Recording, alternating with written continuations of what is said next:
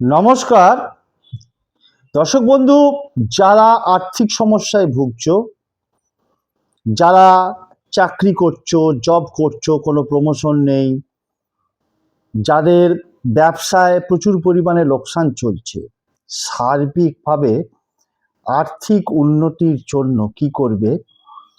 যে কোনো বুধবার অথবা বৃহস্পতিবার অথবা শুক্রবার স্নান করে একটা সাদা কাগজ নেবে, লাল কালির পেন নেবে, পেন নিয়ে স্ক্রিনে একটা সিম্বল দেখাচ্ছে। আমি এটা ব্লু কালি দিয়ে লিখেছি, কিন্তু তোমরা এটা লাল কালি দিয়ে আঁকবে। এঁকে ওটাকে চারটে ভাঁজ করবে, কাগজটাকে, সাদা কাগজটাকে চারটে ভাঁজ করে তোমার যে ঠাকুর দেবতার প্রতি বেশি বিশ্বাস তাকে স্মরণ করে নিজের মনস্কামনা জানিয়ে পার্সে, মানি ব্যাগে, ওয়ালেটে, ব্যাগে রেখে দাও।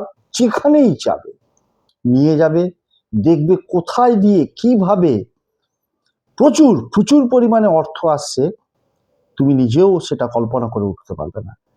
এই ক্রিয়া প্রয়োগ করো, দেখো প্রচুর পরিমাণে অর্থ আসতেই থাকবে।